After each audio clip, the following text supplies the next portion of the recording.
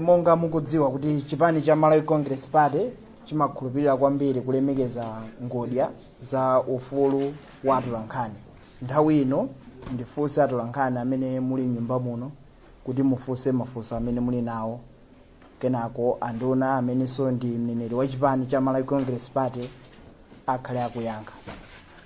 Muzitiuza dzina lanu komanso nyumba imene mukuyimira ndeti muzibwera chakuno kuti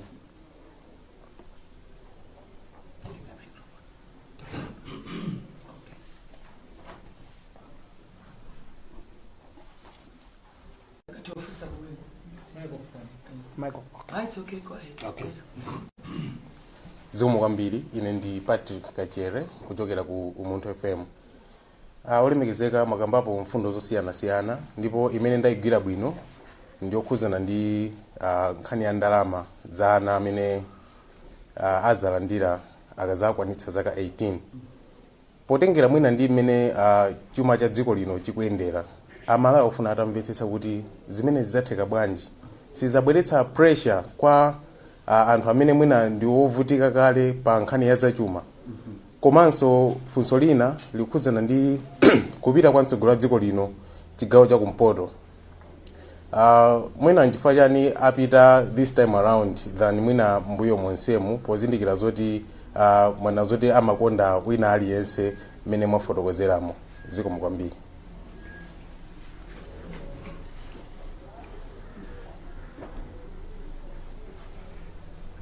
I think we can take a series. Yeah. Mwina ngati kuli wina.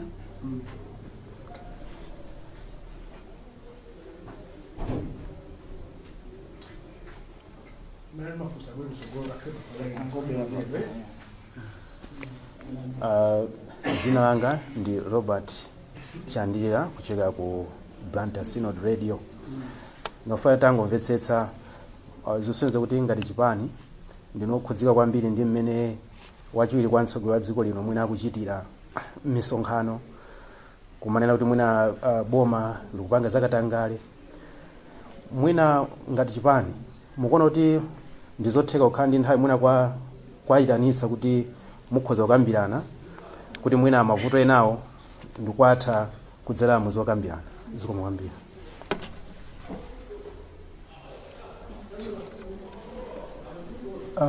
Olemekezeka, Nendikeni Depiri, Channel 4 Nations Radio and TV. Just an extension from Fusora Robert Chandirira. Kunena kuti wati kwa mtsogoleri wa dziko lino akhala kunena kapena kuti kupanga accuse chipani chimene chikapena boma limene kuti chili corrupt. Now inu mwanena kuti otsatira anu akunena kuti iwo angokhala chete chifukwa nkhondo imene akuyamba ayisayita. Funso langa linanena kuti kodi inuyo are you conceding kuti ndinu you are corrupt ndiye mukuwauza kuti akhale chete kapena mukuwa pobwera poyera kuzipanga defend kuti simuli corrupt? Ndinafuna mulongosole pamenepo. Zikomo.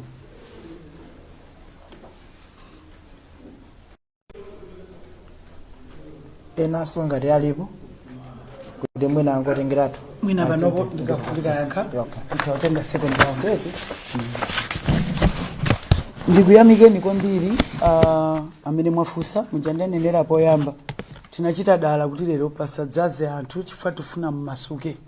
Mufunse ndithu muyankhidwe mwaufulu eti. Ndiyambire ndi nkhani ya tsogola account. Ndinene kuti chimene tayikira account nkuthandiza osaukawo. So kunena kuti tipereka pressure kwa osauka tikuti ndi ndalama zimene zimapangidwa budget chimodzimodzi zimene timapangira pension. Tikamachotsa kukayika kwinako zimezo zimapatsa pressure bwanji kwa munthu osauka. In fact zikuthandiza osaukayo chifukwa ndalama ikuchoka ku account number 1 kupita ku investment account. Ndipo tikuti ndalama izi zikhala linked imene tikutchula sovereign account. A president adatchula kale zoti titsegula sovereign account. Ndipo ife tathokoza kuti zipani zonse zapuzani kuti ukakhala mpando sudza munyantha sana sankheko a DPP running mate wa kumpoto sana sankheko speaker wakwawo ndipo mkati muwaone running mate amachokera kwawo. Chinthu chamachitenga kuti nchakubanja chakwawo pamene ife Malawi Congress Party tikuti ndi ya dziko ndi ya fuko. And sitingoitana ati kuti bona tipange mgwirizano woti koma wathu yakali mgwirizano woti mpange wongonamizana ukhale utiwo. Malawi Congress Party tikamati running mate mudzaona kuti tinatenga pa even amsoya tinatenga kuchokera kuti kumpoto komweko. Nde wina pano asakunamizeni chipani choti mukavote kutha kwa mene tizipita kokavota ndi Malawi Congress Party Dr. Lazarus Makathi Chakwera. Pakatipa panadzatuluka soka chichewa kuchokera kwa Dr. Michael Usi. Ana kamba zingapo nditu. Koma Malawi Congress Party funa yankhe motere pa zonse zimene akhala akukamba. Ife ndinene pano tinasankha Dr. Michael Usi kuti akhale vice president. Titaonekera ngozi ndi chifukwa cha ulemu umene timapereka kwa amene anatisiya vice president wathu wakale late Saulos Klaus Chilima. Iwaja anapatsidwa mpando umene uja molemekeza munthu amene adasankhidwa nda Chilima. Qualification yathu ndi yomweyo inalionetsanso kuti Achakwera amatsata rule of law, kuti ndikagwirizana ndi munthu ngakhale akachoka ndi mapanga zimene akufuna. Koma khalidwe akutionetsa apa akuonetsa kuti tidakati khawo tinafunsa anthu aku UTM sitikuona ngati adakatipatsa dzina limene lijalo. Mota apa akutipatsa kuti ife tikhale ngati kuti kodi tidala kuitsa kulemekeza zimene amafuna SKC. Ife timapereka ulemu ku UTM. Koma ndili nchikhulupiriro kuti anthu a UTM sakunyadira pa zimene akumayankhula olemekezeka VP. Lero munthu adzikatiuza kuti ndikuona kuti mbomamu muli corruption, mbomamu simuli bwino. Osachoka bwa. Pompana anatumidwa achokapo. Bwanji sana kani? Ine sindingaende tu mdzina la boma. Boma ili lili corrupt. Potu wakhala pa ballot nde wadziwa kuti boma lili corrupt. Nde ine ndiyankhule tsopano fandi kama yankhula sindikuyankhula malo mwa president yekha. Ndimayankhulanso malo mwa achipani. Achipani tunena kuti Dr. Michael Usi tisamaleni. Chanu chingokhala kuti yamika. Osati kuti muyambe ndewu ndi Malawi Congress Party. Fika imene simuita. Ife ndi chipani chokhazikika. Panopo titati tikufuna mufufuzidwe. Taona anthu akuvala za oja zaka alibe mlandu, magalimoto akutuluka. Tikatenga salale imene mmalandira, mungatuze. Ndufuna dziko lino mupite mukafufuze. Iwo ndalama azipeza kuti sayamba yoti ife tili corrupt. Nde akafuna ulendo huu sukoma. Ifeyo dziko ilili taligwirira ntchito. Anthu asatitengere ngati kutitengera pa ntoso ngati nyama yotani. Ayi, zimenezo sitikulola. Malawi Congress Party yachita zinthu zimene samaganizira. Kuliba ankaganiza kuti tingathe kupanga triple ndalama zimene amalandira nako invest. Kuliba amaganiza kuti tingatsegule cancer center. Kuliba amaganiza kuti ife tingakatenge running mate wakumpoto pamene ena amatukwana. Kuliba amaganiza kuti tingayike misewu imene kuikayi. Kuliba amene amaganiza kuti kakhale Shire Valley transformation. Kulibe amene akudziwa amene ati mmenyana COVID mene mitengo ikuvuta tingapezeka kuti ife kuno ndiye kuli mtengo wotsika wa petrol. Kumafika poti maiko ngati achina Tanzania wakumakwiya kuti atithandize chifukwa choti kuno akuti mitengo yatani yakwera. Koma ife takhala chete. Nde wina afuna atitayire political capital. Mwaulere munthuso woti tinamulemba ndifeso ndi chipongwe. Nde apa sitichedwa apo pawa. Faonena zoona.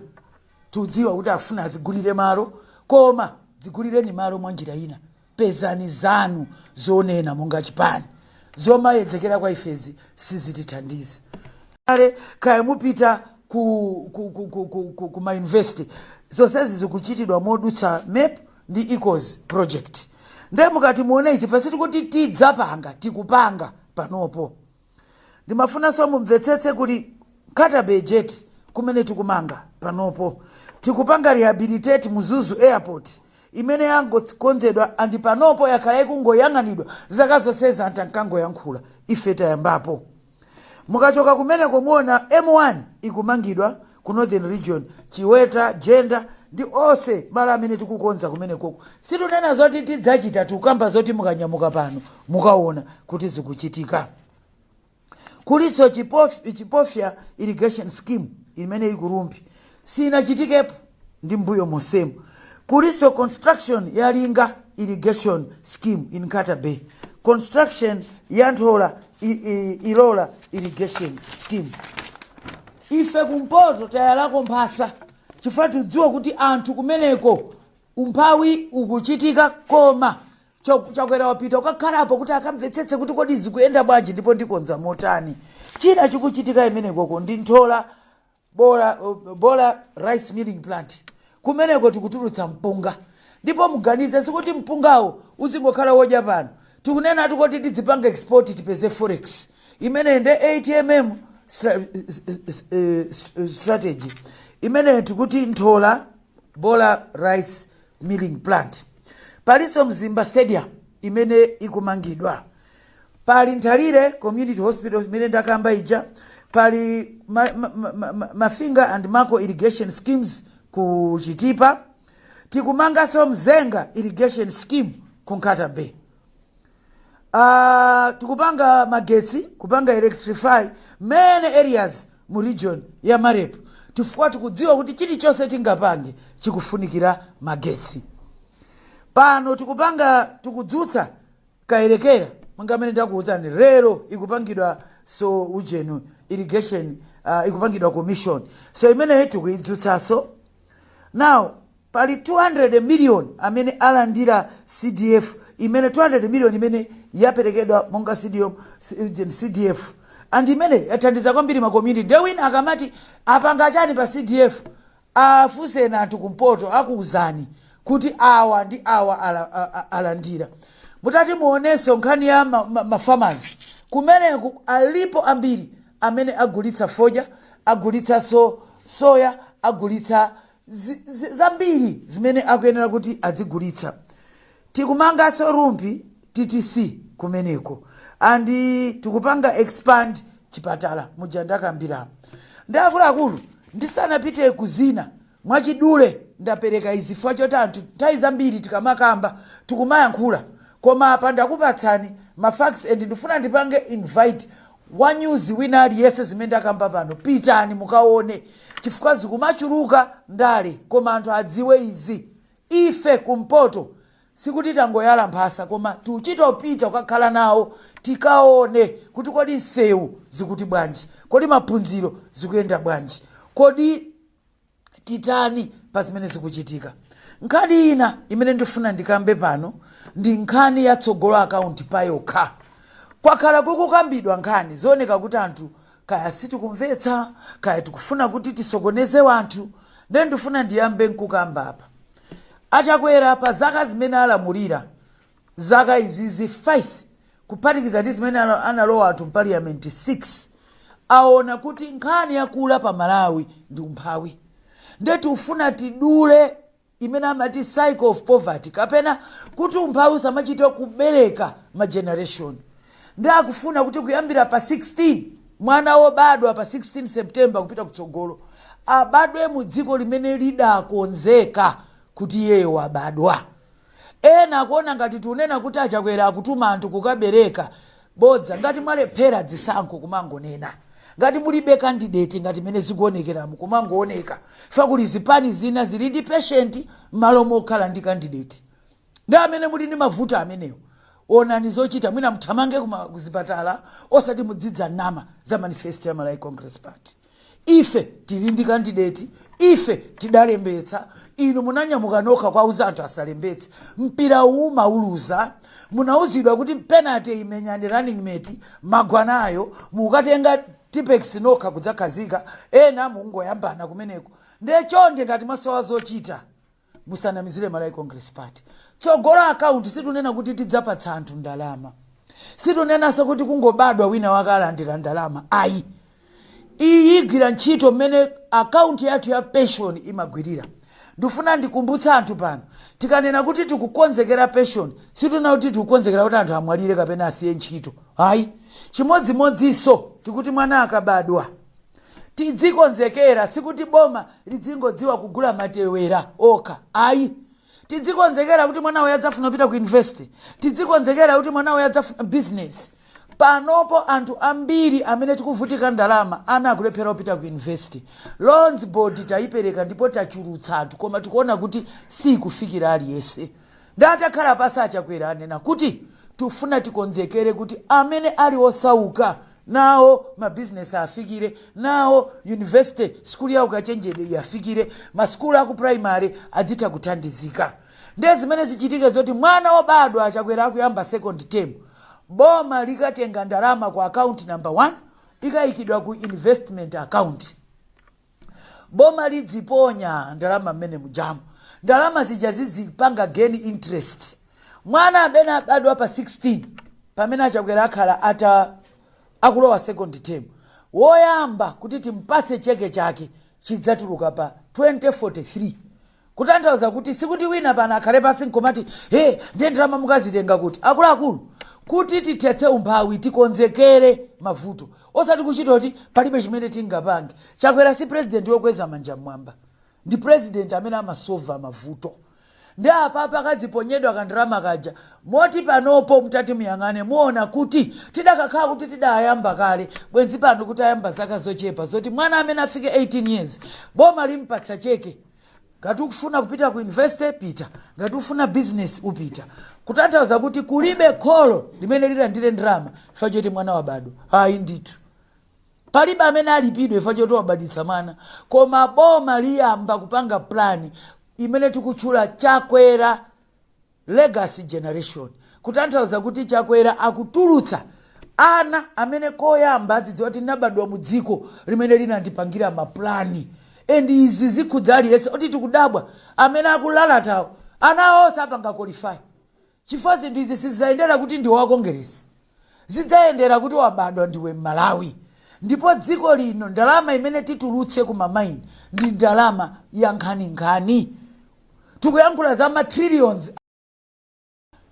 In English, I would like to thank you, reporters, for coming to grace this occasion. The reason why I have called, as the spokesperson for Malawi Congress Party, I've called this presser is really to keep you abreast, especially with the visit of Dr. Lazarus Makathi Chakwera in the north. I think you know that he has been there for almost a month, and the issue is very simple. He is there to make sure that people know that he just doesn't talk, but he values everyone from the north. He spent a night in Chitipa, and for others, they might wonder why it's important about that. What is important is because no president, since we became independent, has ever spent a night in Chitipa. No president has actually managed to spend a night there and make sure that he is sharing bed space with his people. What Dr. Chakwera has done shows that he doesn't just care, but he wants to see firsthand what the Chitipa people are going through. Yesterday, he spent a night in Karonga for the same reason. He wants to show that he is able to spend a night and see what is going on. Dr. Chakwera has not just shown a narrative of commitment to the north, a narrative of commitment to people in Chitipa, to people in Karonga, people in Mzuzu. He has also shown a narrative that says, I will be with you in challenges and in successes. Just in summary, he has gone there and improved access to health. Now, where they had just a health center, they now have a hospital. Why is that important? We now have more services. The establishment has been increased. We're now talking of a maternity ward, a kitchen, laundry, and all of that. From 20 people being employed, we're going to have 60. So he has also looked at job creation. We want to say that not only has increased access to health, you look at education. The people in Chitipa can boast of him attending to all the factors that matter. Remember, this is the president who removed quota system. This is the president who is putting up infrastructure in Mzuni and even the private universities there. This is the president who has even agreed to break ranks with IMF when they were telling him not to hire teachers. This shows a leader who is committed to his people, creating jobs, but much more important, increasing access to education. When we talk about the North, this journey started even during the time of John Tembo. We went to pick Peter Chiwona there. So our commitment to Chitipa, our commitment to Karonga, the running mate in the past was actually Msowe. Now Msowe is from Karonga. Now you can see, this time around we have said we are looking for a running mate. We've gone back to the North and picked Honorable Engineer Vitumbiko Mumba. When we see Dr. Lazarus Makathi Chakwera's visit in the North, read it as a commitment of Malawi Congress Party to the people of the North. And every Northerner, if you greet them today, know you are meeting a running mate. Because Honorable Vitumbiko Mumba is not holding that seat in personal capacity.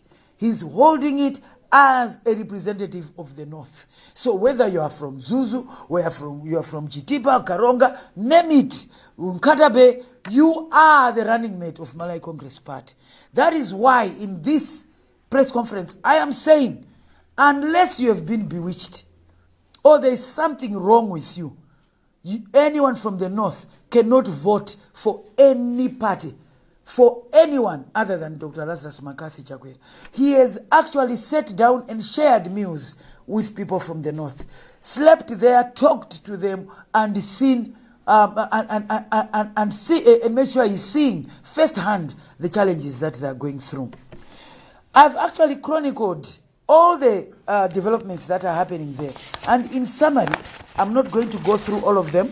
I'm just going to say people must be very clear that we are actually building defense houses, that is the police, MDF, immigration, prison houses that are being constructed, Mzuzu University Library, and the entrepreneurship hubs at Mzuzu University.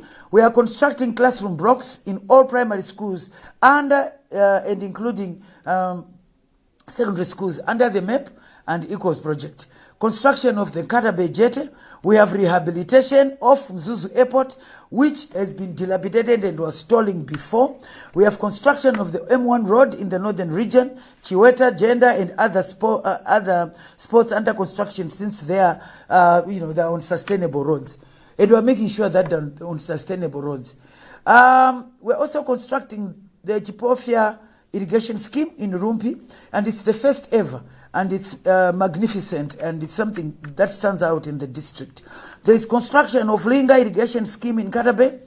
There is construction of Ntola Ilola irrigation scheme. There is also the Mzimba Stadium that is being constructed, and we've got Ntalire Community Hospital in Chitipa, construction of Mafinga and Mako irrigation schemes in Chitipa, construction of Mzenga irrigation scheme in Katabe. I will go through the whole list because sometimes when our opposition runs out of what to talk about, they like running to development partners and saying we are doing nothing. So I want you to have clear ears on what we are doing. There is also electrification of most areas in the northern region under MAREP, and we have revived the Kairekera uranium plant, and 200 million CDF has been dispersed in communities in the north. There is construction of Rumpi, TTC, expansion of Mzuzu Urban Community Hospital, amongst others. Just as I'm talking, Kairekera is being commissioned, and for the first recommissioned, and for the first time, people know how much percentage they will have in Kairekera. When in the past, Malawians were just guests and they were just watching. Kairekera did not profit Malawians under the DPP dispensation. But for now, under the Dr. Lazarus Makathi Chakwera, not only are they profiting, they are partners. They know what is going on, and everything is being done in a transparent and accountable manner. The other reason why I was calling for this presser is just to underline that for the North, they must understand that Malawi Congress Party is their party. After all, it started from there. And we are committing that through this manifesto, we shall continue to develop the North. We shall continue to treat the North as equal partners of the party who are not apologetic or told to or infantilized in any manner or treated as if they don't exist. We are saying you matter, and we cannot develop this country without you, and we are developing this country for you to have an equal share of whatever is going on. The other reason why I was calling this presser was just to make sure that we are all clear that Malawi Congress Party is firmly on the driving seat when it comes to this campaign. As we are on day, I think if I'm not wrong, it's 37, right? Or is it 36? I think it's either 35. Yeah, 35 days to go. Oh, time is really flying. I did say for Malawi Congress Party, we are sure of winning and we need to buy a clock that can make it quickly. So I see that the clock is really working. Yeah, 35 days to go. I think we are now in dancing time, especially when you are dealing with an opposition that does not even have a candidate. I think that's very good. 35 days to go. What we are saying is this election is ours to lose, because frankly we don't have an opposition.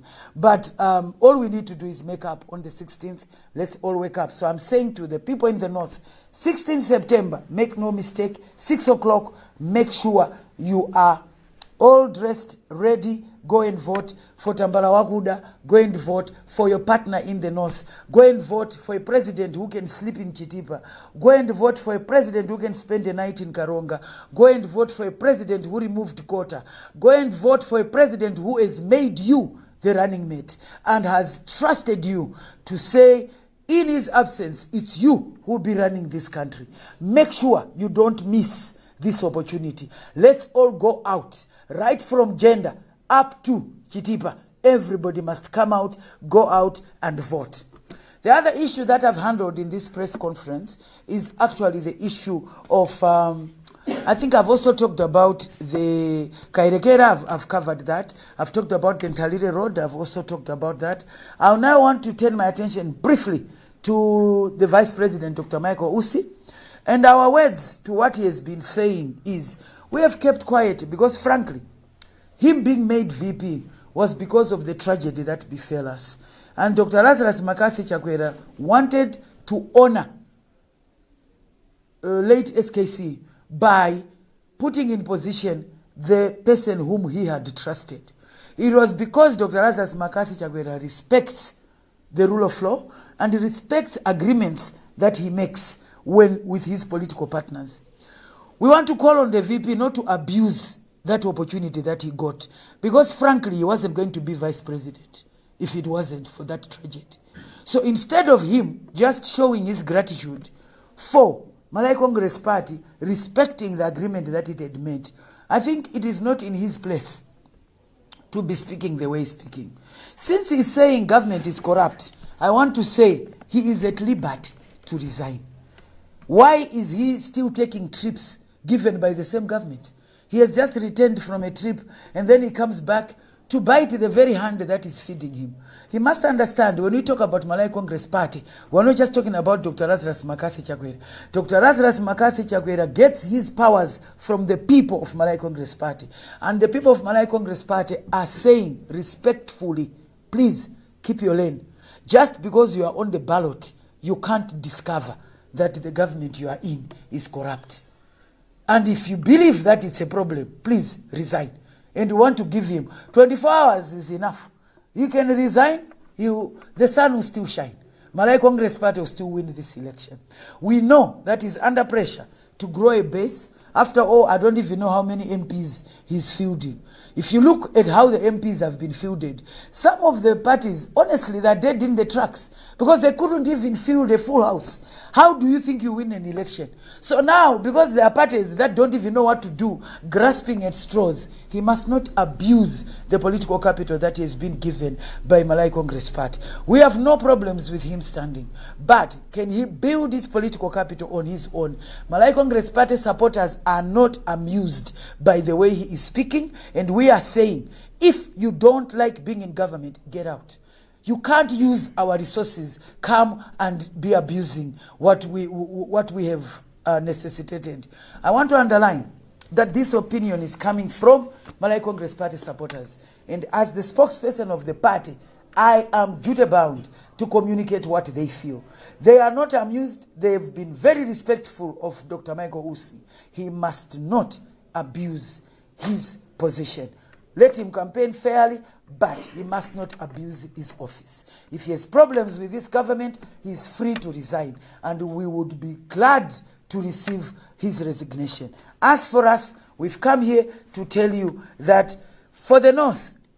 please look at Dr. Lazarus McCarthy Chakwera as your partner, as your only hope, as your servant leader, the one who has come to make sure that you have good education system, we have quality education system from primary up to higher. You have good health, you have got good businesses, you get NIF, you also get into Kulapakomo, and you are able to function properly. At this juncture, let me thank you very much for listening. I will now be able to take questions, and the one who was doing our PR, you can come off.